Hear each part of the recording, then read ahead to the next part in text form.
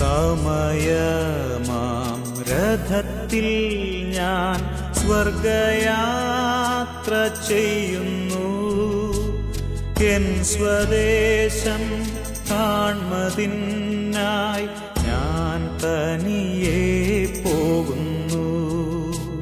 സമയമാം രഥത്തിൽ ഞാൻ സ്വർഗയാത്ര ചെയ്യുന്നു.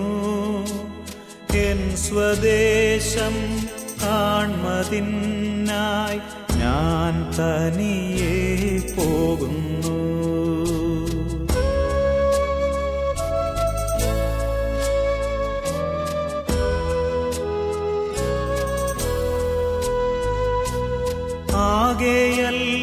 ആകെയൽപ്പനേരം മാത്രം എൻ്റെ യാത്ര തീരുവാൻ, ആകെയരനാഴിക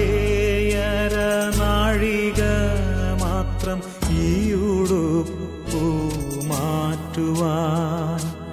സമയമാം രഥത്തിൽ ഞാൻ സ്വർഗയാത്ര ചെയ്യുന്നു. എൻ സ്വദേശം കാൺമതിനായി ഞാൻ തനിയെ പോകുന്നു.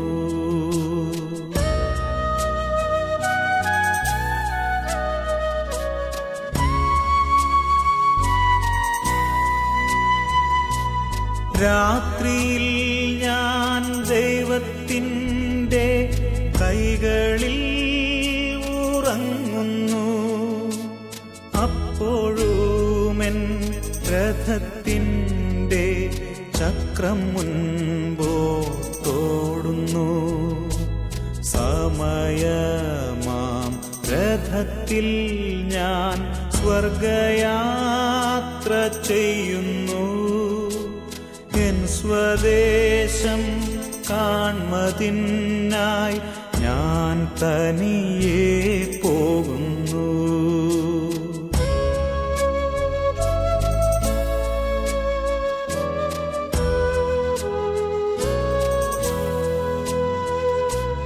രാവിലെ ഞാൻ ദൈവത്തിൻ്റെ കൈകളിൽ ഉണരുന്നു.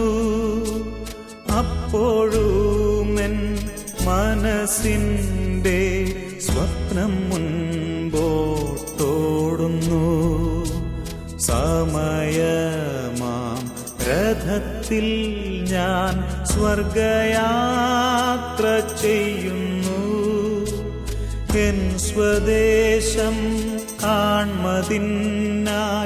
ഞാൻ തനിയെ പോകുന്നു.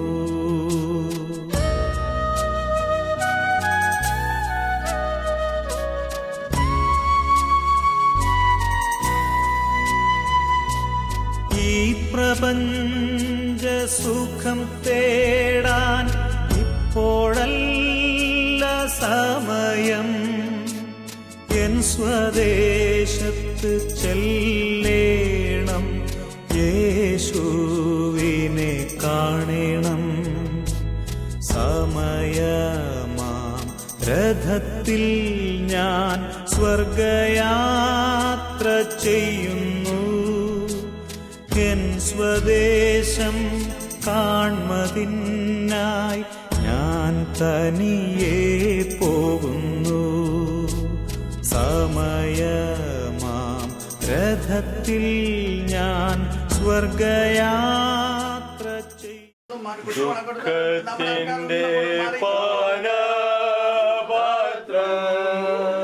കർത്താവിന്റെ കയ്യിൽ തന്നാൽ സന്തോഷത്തോടതു വാങ്ങി ഹല്ലേലൂയ പാടിയിടും ഞാൻ. സന്തോഷത്തോടതു വാങ്ങി ഹല്ലേലൂയ പാടിയിടും ഞാൻ. ദോഷമായിട്ടൊന്നു എന്നോടെന്നെ കാര്യം ചെയ്യേയില്ല.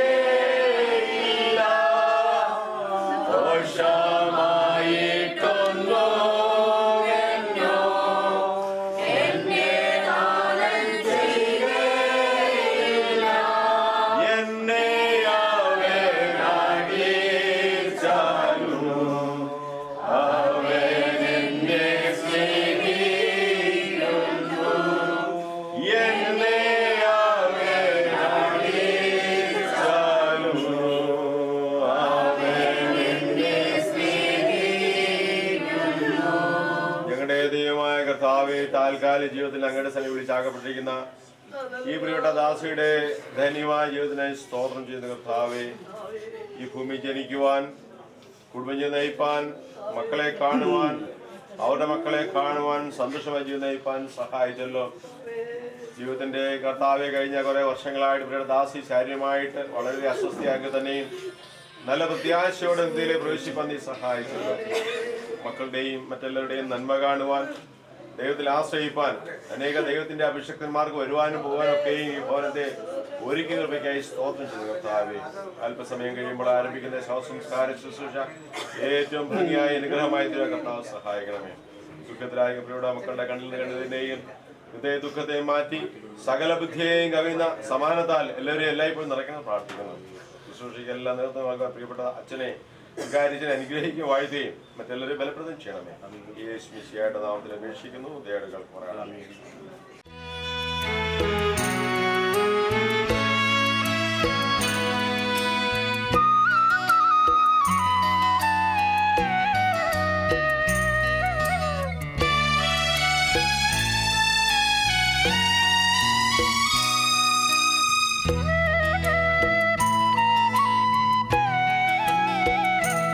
രക്ഷിതാവിനെ കാൺക പാപി, നിന്റെ പേർ കല്ലയോ ക്രൂശിന്മേൽ തൂങ്ങുന്നു. നിന്റെ പേർ കല്ലയോ ക്രൂശിന്മേൽ തൂങ്ങുന്നു. കാൽവരി മലമേൽ നോക്കൂ നീ, കാൽക്കരം ചേർന്നിതാ ആണിമേൽ തൂങ്ങുന്നു. കാൽക്കരം ചേർന്നിതാ ആണിമേൽ തൂങ്ങുന്നു.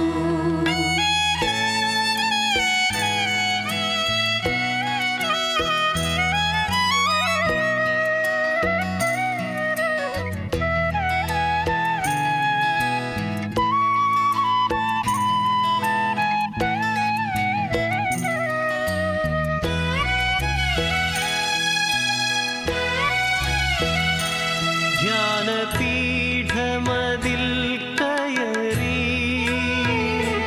ഉള്ളിലെ കണ്ണുകൾ കൊണ്ടു നീ കാണുക. ഉള്ളിലെ കണ്ണുകൾ കൊണ്ടു നീ കാണുക. പാപത്തിൽ ജീവിക്കുന്നവരെ നിന്റെ പേർക്കല്ലയോ തൂങ്ങുന്നീ രക്ഷകൻ. നിന്റെ പേർ കല്ലയോ തൂങ്ങുന്നീ രക്ഷകൻ. രക്ഷിതാവിനെ കാൺക പാപി, നിന്റെ പേർക്കല്ലയോ ക്രൂശിന്മേൽ തൂങ്ങുന്നു. നിന്റെ പേർ കല്ലയോ ക്രൂശിന്മേൽ തൂങ്ങുന്നു.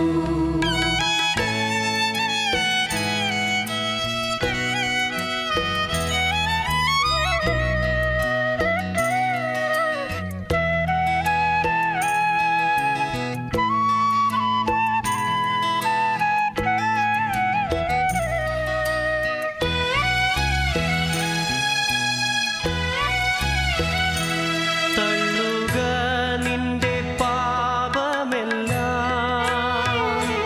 കള്ളമേതും നിനക്കേണ്ട നിന്നുള്ളിൽ നീ.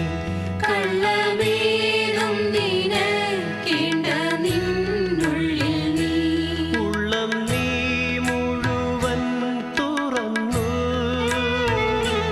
തള്ളയാമേശുവിൻ കയ്യിലേൽപ്പിക്ക നീ. തള്ളയാമേശുവിൻ കയ്യിലേൽപ്പിക്ക നീ. രക്ഷിതാവിനെ കാൺക പാപി, നിന്റെ പേർക്കല്ലയോ ക്രൂശിന്മേൽ തൂങ്ങുന്നു. നിന്റെ പേർ കല്ലയോ ക്രൂശിന്മേൽ തൂങ്ങുന്നു.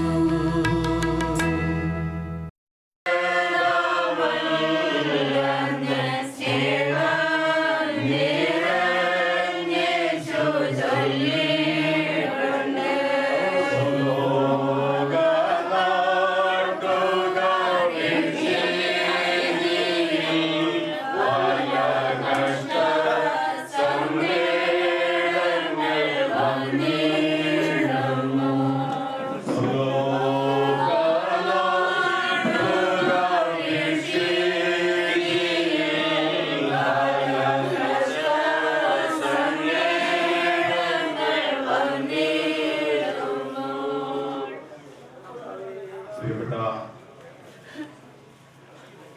പ്രിയപ്പെട്ട വർഗീസിന്റെ നിര്യാണ ദുഃഖാതനായ പ്രിയപ്പെട്ട പിതാവ്, മക്കൾ, കുടുംബത്തിലോടും ഇടവേണ്ട ഒരു മുൻവികാരി എന്ന നിലയിലും ഈ കുടുംബത്തിന്റെ ഉറ്റസുഖ നിലയിൽ ഞാൻ എന്റെ ദുഃഖവും അനുശോചന വാക്കുകളും അറിയിക്കട്ടെ. 3 വാക്കുകൾ ശ്രദ്ധേയമാണ്. 1 ജനനം, 2 മരണം, 3 ഓർമ്മകൾ. ഈ പ്രിയപ്പെട്ട ദാസ് ഇവിടെ ജനിച്ചു, ഈ ഭൂമി ജനിച്ചു വളർന്നു, ഈ നാട്ടിലേക്ക് വിവാഹിതയായി വന്നു. മക്കളെ കാണുവാൻ, അവരുടെ കുടുംബങ്ങളെ കാണാൻ ഭാഗ്യമുണ്ടായി. ഏതാണ്ട് 4 നൂറ്റാണ്ട് മുമ്പാണ് ഞാൻ ഈ ഇടവകയിൽ വികാരിയായിട്ട് ഇരുന്നത്. അന്ന് പ്രിയപ്പെട്ട പൊന്നമ്മ വർഗീസ്, പ്രിയപ്പെട്ട പിതാവ്, പിന്നെ ഏറ്റവും പരിചയമുണ്ടായിരുന്ന എനിക്ക് ശമുവേലുണ്ണിയെ മാത്രമാണ്. എന്റെ കൂടെ യുഎൻഎസ്എക്ക് സജീവമായി പ്രവർത്തിച്ച ശമുവേലുണ്ണി, യുഎൻഎസ്എക്ക് ശാഖ സെൻട്രൽ തലത്തിൽ ഒരുപാട് പ്രവർത്തിക്ക് വേണ്ടിയായി. പിന്നെ കുറെ നാൾ കഴിഞ്ഞ ശേഷമാണ് ശമുവേലുണ്ണിയുമായുള്ള ബന്ധം എനിക്ക് പുതുക്കുവാൻ കഴിഞ്ഞത്. എന്നാൽ ഇന്നും ഈ പ്രിയപ്പെട്ട മക്കളുടെ 50ാമത്തെ വിവാഹ വാർഷികത്തിന് മുഖ്യാതിഥിയായിട്ട് എന്നെ ക്ഷണിച്ചു. ഞാനും അച്ഛനോട് ചേർന്ന് ഇവിടുത്തെ പ്രാർത്ഥന കണ്ടക്ട് ചെയ്തെന്നോട് സ്മരിക്കുന്നു. മരിച്ചു. ഇനി പ്രിയപ്പെട്ട ദാസ് നല്ല ഓർമ്മകൾ മാത്രം ഉണ്ടാവും. എനിക്ക് ഒരുപാട് നല്ല ഓർമ്മകളുണ്ട്. ഞാനിവിടെ ആയിരിക്കുമ്പോൾ ഈ ഇടവയിലെ മിക്കവാറും എല്ലാ കുടുംബങ്ങളും ഏതാണ്ട് 90% ഏതാണ്ട് ഇടത്തര കുടുംബങ്ങളാണ്. കുറച്ച് മാത്രമേ ഉള്ളായിരുന്നു എബവ് സ്റ്റാൻഡേർഡ്. എന്നാൽ എല്ലാവരും ഒരേ സ്റ്റാൻഡേർഡ് ആണ്. ഇവിടെ കമ്മ്യൂണിറ്റി ഹാൾ പണിയുമ്പോൾ, ഫാസ്റ്റ് ഡേ പണിയുമ്പോൾ ഒരു വീട്ടിൽ നിന്ന് 200 രൂപ ഒരുമിച്ച് കിട്ടാൻ വലിയ പ്രയാസമാണ് അന്നത്തെ കാലം. ഇന്ന് ആ സ്ഥിതിയെല്ലാം മാറി 200 പകരം 1 ലക്ഷം 10 ലക്ഷം ഉണ്ടായിരിക്കാം. എന്നാൽ ഒരു കാലത്ത് ഇല്ലായ്മയുടെ കാലഘട്ടം ഉണ്ടായിരുന്നു. അന്നും ഈ പ്രിയപ്പെട്ട ശാമ്പലിന്റെ കുടുംബത്തിൽപ്പെട്ടവരൊക്കെയും ദൈവത്തിന്റെ അഭിഷിക്തന്മാരെ സ്വീകരിക്കുകയും അവരെ സൽക്കരിക്കുകയും അവരോട് മാന്യമായി ഇടപെടുന്ന നല്ലൊരു ഓർമ്മ മനസ്സിലേക്ക് വരികയാണ്. ഞാനിവിടെ ഇരുന്ന സമയത്ത് നമ്മുടെ ഫീലിക്സ് സിനിമയുടെ ഒരു പ്രത്യേക ഉദ്യോഗസ്ഥനായിട്ട് ഞാൻ ഈ ശബരിമല പറഞ്ഞു വിട്ടാണ്. എന്നാൽ അവിടുന്ന് ഒരു ദിവസം പോലും പ്രവർത്തിക്കേണ്ടി വന്നില്ല. അത് കഴിഞ്ഞപ്പോൾ ഈ സ്ഥിതി ആകപ്പാട് ദൈവം തമ്പുരാൻ ഒന്ന് തിരുത്തി എഴുതി. അപ്പൊ അടിവരയിട്ട് ഞാൻ പറയുന്നൊരു വാചകമുണ്ട്. ശമൂവേലിന്റെ 1ാമത്തെ പുസ്തകം പറഞ്ഞുകൊണ്ട് എന്നെ മാനിക്കുന്നതിനെ ഞാനും മാനിക്കും. അല്ലെ? ദൈവം വാഗ്ദാന വിശ്വസ്തനാണ്, ആരുടെയും കടക്കാരനല്ല. ദൈവം വിചാരിച്ചാൽ എല്ലാം മാറ്റിമറിക്കാൻ കഴിയും. ദൈവത്താൽ അസാധ്യമായത് ഒന്നുമില്ല. 91ാം സങ്കീർത്തനം വായിക്കുമ്പോൾ അവിടെ പറയുന്നുണ്ട്, അവൻ എന്റെ നാമത്തെ അറിയാൻ ഞാൻ ഉയർത്തു. ഇവരുടെ ദാസിയുടെ വൈകിയ വേളയിലൊക്കെയും പല പ്രാവശ്യം ഈ ഭവനമായിട്ട് എനിക്ക് ടെലിഫോണിലൊക്കെയും ബന്ധപ്പെടാൻ കഴിഞ്ഞിട്ടുണ്ട്. ദൈവം തമ്പുരാന്റെ കൃപയാൽ ഇപ്പോൾ എന്റെ കൊച്ചഞ്ചനായ ശമുവേലുണ്ണി UAE നല്ല ഒരു ജോലി പ്രസ്ഥാനം നടത്തുന്നു. അനേക കുടുംബങ്ങളുടെ കുഞ്ഞുങ്ങൾ കഴിക്കുന്നു. മാത്രമല്ല പ്രിയപ്പെട്ട പിതാവിന്റെയും മാതാവിന്റെയും ആവശ്യങ്ങൾ നല്ലതായിട്ട് സഹകരിക്കാൻ കഴിയുന്നു. കുറെ മാസങ്ങൾക്ക് മുമ്പ് എന്റെ ബെസ്കിയാമ പുഷ്പരി ആശുപത്രി അഡ്മിറ്റായി കിടക്കുമ്പോൾ ഈ ഭവനത്തിലെ പൊന്നുമോറിന്റെ ഭർത്താവ് അവിടെ അഡ്മിറ്റ് ആയിരുന്നു. അന്ന് ശാസ്ത്രം തിരുത്തെഴുതിയ രീതി അനുസരിച്ച് പ്രിയപ്പെട്ട ദാസൻ വീണ്ടും യൂത്തിലേക്ക് മടങ്ങി വരെ അവിടെ തിരിഞ്ഞു നോക്കുമ്പോൾ ഒരുപാട് ഓർമ്മകൾ എന്റെ മനസ്സിലേക്ക് വരികയാണ്. എന്നാൽ ദൈവം തമ്പുരാൻ പറയുന്നുണ്ട്, ഞാൻ നിങ്ങൾ ഒരിക്കലും അനാഥരായി വിടുകയില്ല. I will not leave the like orphans. അതുകൊണ്ട് ദൈവം തമ്പുരാന്റെ കൃപ എന്ന് പറയുന്നത് വലിയ സമ്പത്തിനേക്കാൾ ഉപരിയായിട്ട്, സൗകര്യങ്ങളെക്കാൾ ഉപരിയായിട്ട് മനസ്സമാധാനം ജീവിക്കുന്നതിന്റെ വലിയ ഭാഗ്യമാണ്. സങ്കീർത്തനക്കാരൻ പറയുന്നത്, ഞാൻ സമാധാനത്തോടെ കിടന്നുറങ്ങും, നീയല്ലേ യഹോവ എന്നെ നിർഭയമാക്കി. ഒരു 3-4 ദിവസം മുമ്പ് ഞാൻ കൊല്ലവിടെ ആശുപത്രിയിലെ പ്രിയപ്പെട്ട ദാസിയെ കാണാൻ ചെന്നപ്പോൾ അവിടുത്തെ സ്റ്റാഫ് പറഞ്ഞു അവരിടുന്ന് ഡിസ്ചാർജ് ആയി. അപ്പൊ ഞാൻ വെച്ച് സുഖം പ്രാപിച്ചു പോയതാണ്. അപ്പൊ ഉടൻ തന്നെ എനിക്ക് വീടറിയാൻ പാടില്ല എന്ന് വളരെ ചോദിച്ച് പറഞ്ഞ് അവിടെ ചെന്ന് പ്രിയപ്പെട്ട ദാസിയെ കാണുവാനും അല്പസമയം ചെലവഴിപ്പാനും പ്രാർത്ഥിപ്പാനിടയായി. സുബോധത്തോടെ കാണാൻ കഴിഞ്ഞില്ല എങ്കിലും ജീവനോടെ ഒരിക്കൽ കൂടെ കാണാൻ ഇടയായി. അതുകൊണ്ട് നല്ല ഓർമ്മകൾ എന്നെ മനസ്സിലേക്ക് വരികയാണ്. ജനനം, മരണം, ഓർമ്മകൾ. അവസാനമായി ഒരു കാര്യം പറഞ്ഞ വാക്കുകൾ അവസാനിപ്പിക്കാം. മാർത്തോമാ സഭയിലെ വൈദികനായിട്ട് എന്നെ പട്ടം കിട്ടിയത് മാർത്തോമാ സഭയുടെ പരമാധ്യക്ഷനായ ഡോക്ടർ അലക്സാണ്ടർ മാർത്തോമയാണ്. അദ്ദേഹം ഒരു വലിയ മനുഷ്യനാണ്. അദ്ദേഹം പറഞ്ഞൊരു വാചകം ഓർക്കുന്നുണ്ട്, എന്റെ പ്രിയപ്പെട്ട വൈദികരെ, നമ്മൾ ഈ ഭൂമിയിൽ ആയിരിക്കുമ്പോൾ നിങ്ങൾ പ്രസംഗിക്കണം. ജീവനോടിരിക്കും മാതാപിതാക്കൾക്ക്, ജീവനോടിരിക്കുന്ന സഹോദരങ്ങൾക്ക് ഒരു സ്നേഹമാകുന്ന ഒരു പുഞ്ചിരിയാകുന്ന റോസാപുഷ്പം നൽകണം. ചത്തു കഴിഞ്ഞ് അല്ലെ മരിച്ചു കഴിഞ്ഞ് കാലം ചെയ്ത് 1000 റീത്ത് കൊണ്ട് നെഞ്ചത്ത് വെക്കുന്നേക്കാൾ നല്ലത് ജീവനോടിരിക്കുമ്പോൾ സ്നേഹവും സഹകരണവും നൽകണം. ഈ പ്രിയപ്പെട്ട ദാസിക്ക് അത് ലഭ്യമായി. പ്രിയപ്പെട്ട മകളുണ്ടായിരുന്ന അവസാന കാലങ്ങളിൽ ജീവിച്ചത് കൂടി പറഞ്ഞു. എന്നാൽ പ്രിയപ്പെട്ട മക്കൾക്ക് അസുഖം ഓടി എത്തുന്ന ഒരു സ്നേഹിതനായ സമൂഹം. മറ്റെല്ലാ സഹോദരൻ എന്റെ അടുത്ത് താമസിക്കുന്നതായ മകൾ നെല്ലിമുകൾ താമസിക്കുന്നവരെല്ലാം ഓടിയെത്തി സഹായിക്കാൻ നല്ല ഓർമ്മകളാണ്. എനിക്ക് പറയാനുള്ളത് ഇന്നത്തെ എന്റെ ഈ പ്രസംഗം ഇവിടെ ഇരിക്കുന്ന ജീവനോടിരിക്കുന്നവർക്ക് വേണ്ടിയാണ്. ജീവനോടിരിക്കുന്ന മാതാപിതാക്കൾക്ക്, ജീവനോടിരിക്കുന്ന ബന്ധുക്കൾക്ക് സ്നേഹമാകുന്ന, സഹകരണമാകുന്ന, പുഞ്ചിരിയാകുന്ന, കരുതലാകുന്ന ഒരു റോസാ പുഷ്പം നൽകണം. അതാണ് ജീവിത വിജയം. അടൂർ ഭദ്രാസനത്തിൽ ഞങ്ങൾക്ക് ഒരു പ്രസ്ഥാനമുണ്ട്, പാലിയേറ്റീവ് കെയർ എന്ന പരിപാടി, സാന്ത്വന ചികിത്സ.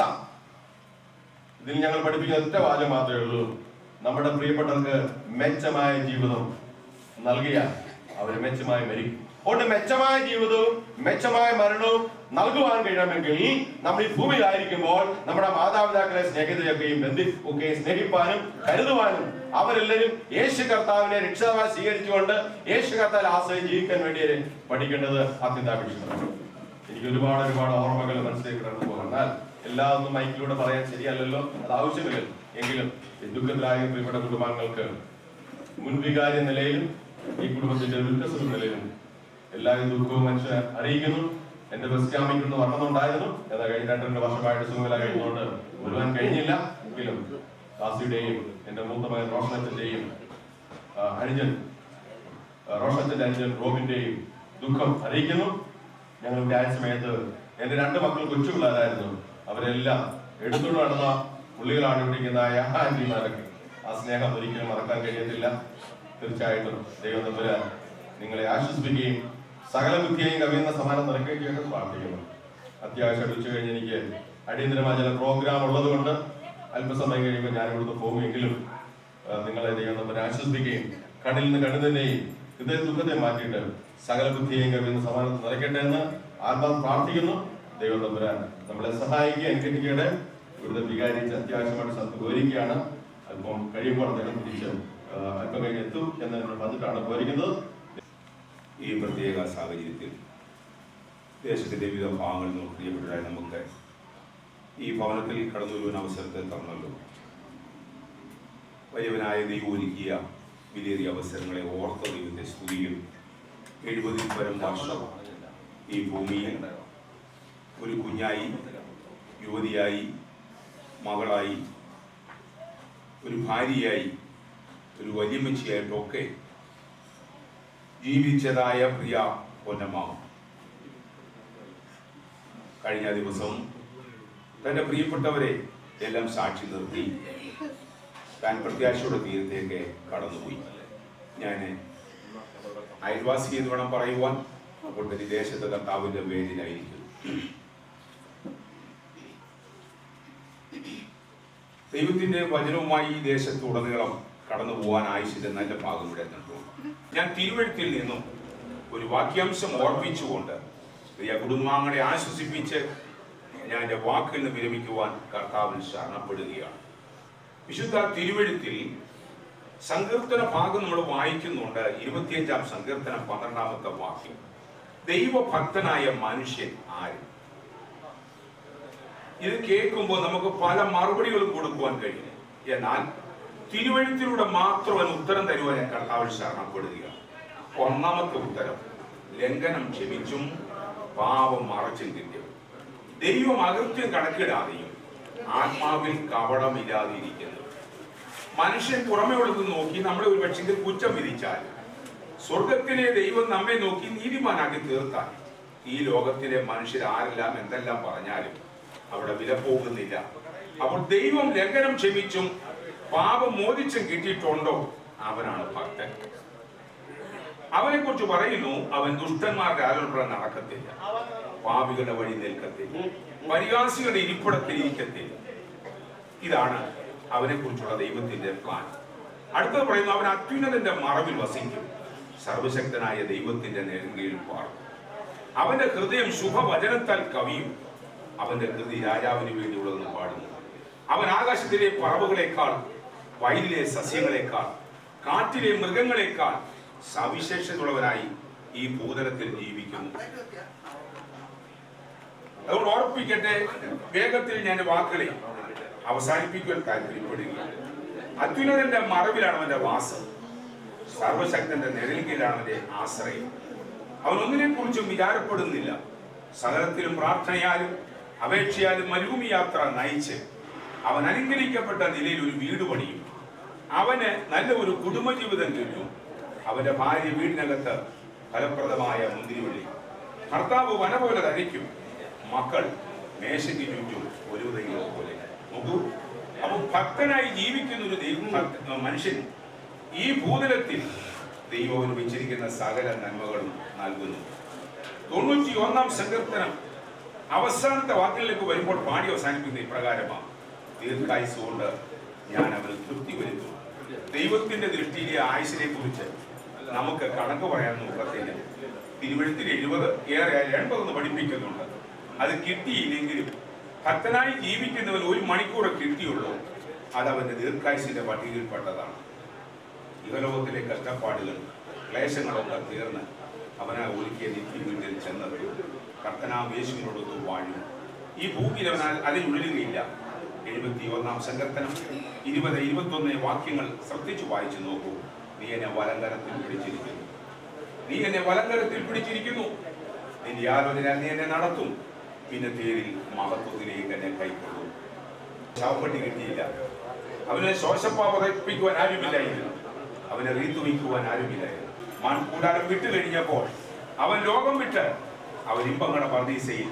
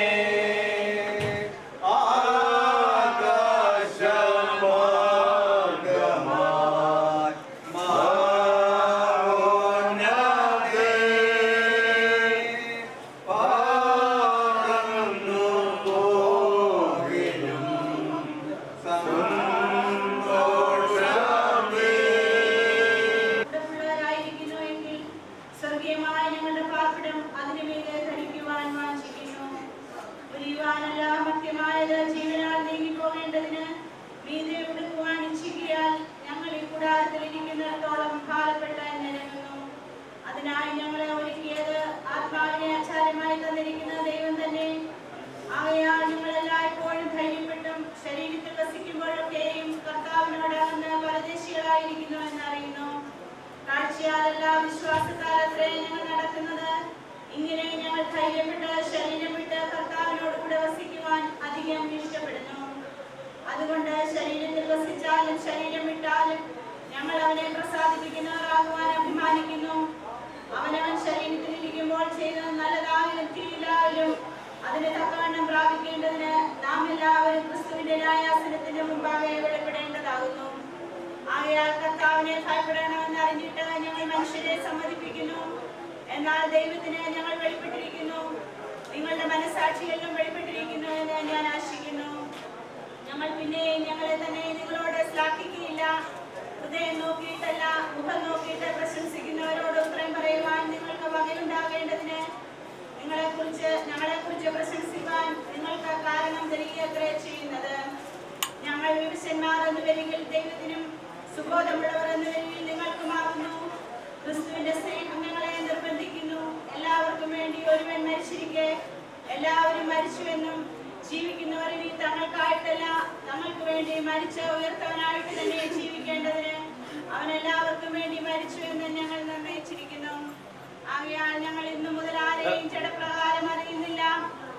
ക്രിസ്തുവിനെ ജഡപ്രകാരം അറിഞ്ഞുവെങ്കിലും ഇനിമേൽ അങ്ങനെ അറിയുന്നില്ല. ഒരുത്തൻ ക്രിസ്തുവിലായാൽ അവൻ പുതിയ സൃഷ്ടിയാകുന്നു.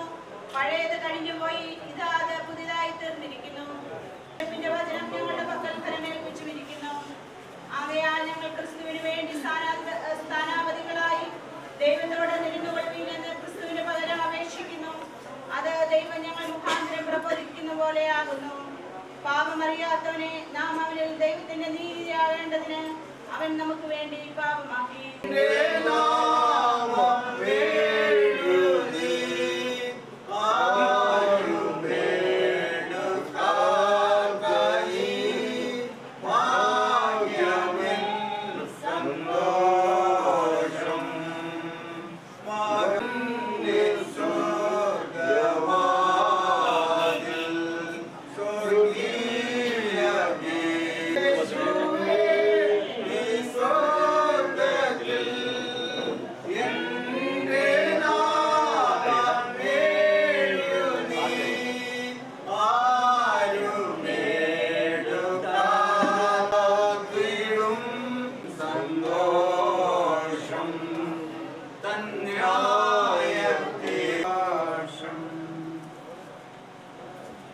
പോകും യേശുവിൻ സന്നിധി ചേരും.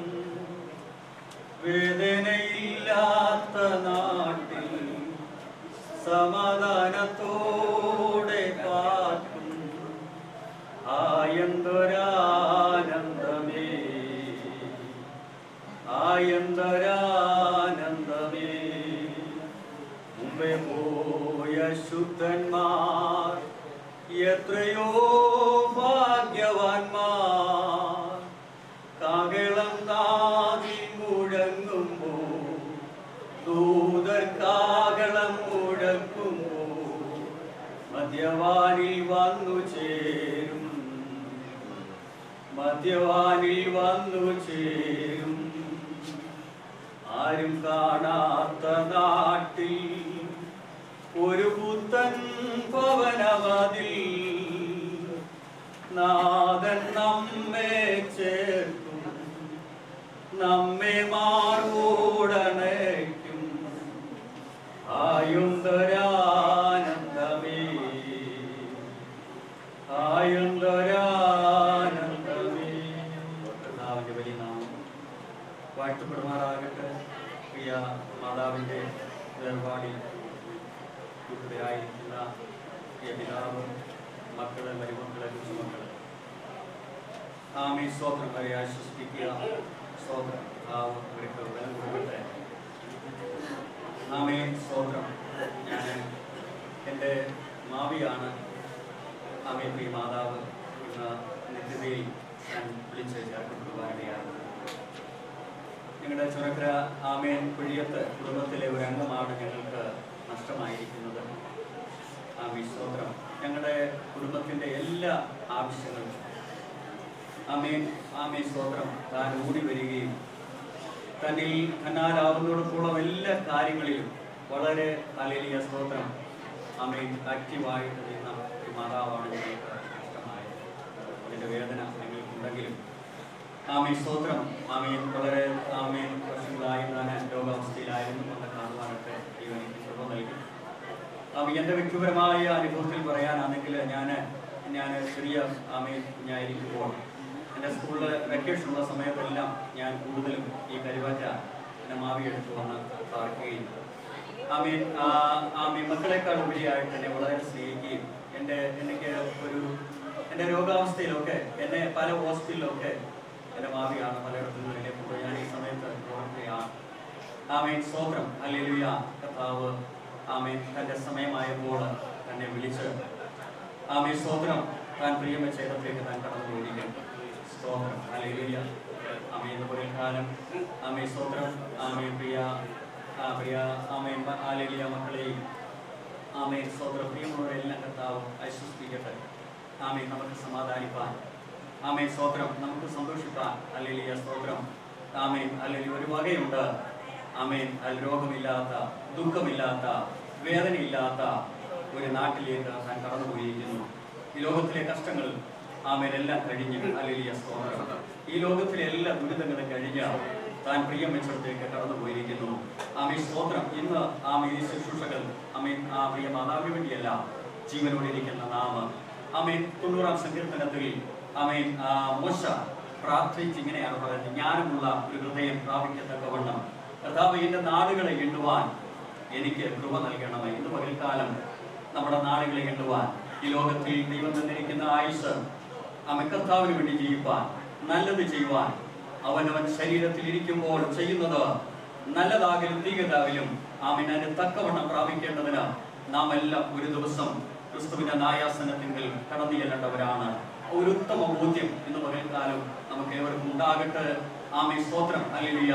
ഞങ്ങളുടെ ചുണക്കരയിലുള്ള ആമേൻ കുടിയത്ത് കുടുംബത്തിന്റെ എല്ലാ അനുശോചനങ്ങളും ഞാൻ ഈ സമയത്ത് അറിയിക്കുന്നു. ആമേൻ പ്രിയ ചാരി പ്രിയ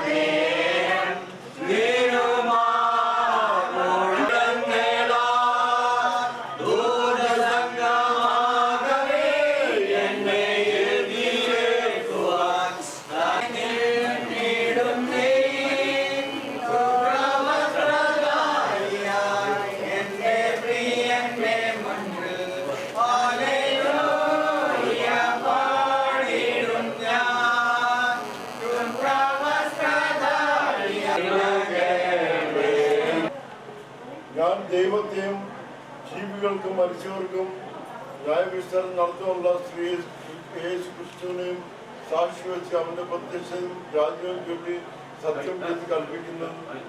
വചനം പ്രസംഗിക്കുക, സമയത്തിലും അസമയത്തിലും ഒരുങ്ങി നിൽക്കുക, സകല ദീർഘക്ഷമയോടും ഉപദേശത്തിലും കൂടെ ശാസിക്കുക, തർജ്ജനം ചെയ്യുക, പ്രബോധിപ്പിക്കുക.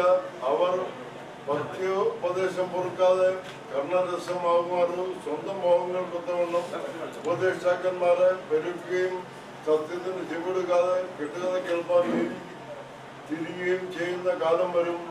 നീയോ സകലത്തിലും നിർബന്ധനായിരിക്കുക, കഷ്ടം സഹിക്കുക, സുവിശേഷത്തിന് പ്രവൃത്തി ചെയ്യുക, നിന്റെ ശുശ്രൂഷ നിറപടിയായി നിവർത്തിക്കുക. ഞാനോ ഇപ്പോൾ തന്നെ പാനീയാഗമായി ഒഴിക്കപ്പെടുന്നു. എന്റെ നിര്യാണകാലം അടുത്തിരിക്കുന്നു. ഞാൻ നല്ല പോർ പൊരുത്, ഓട്ടം തികച്ചു, വിശ്വാസം കാത്തു. ഇനി നീതിയുടെ കിരീടം എനിക്കായി വെച്ചിരിക്കുന്നു.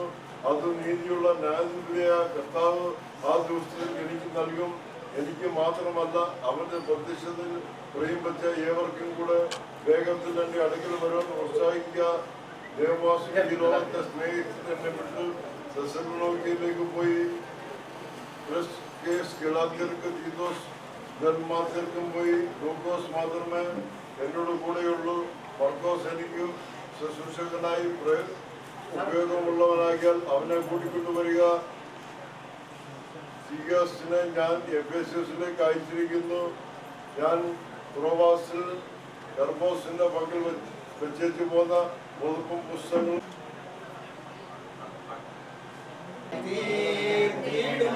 സ്വന്തം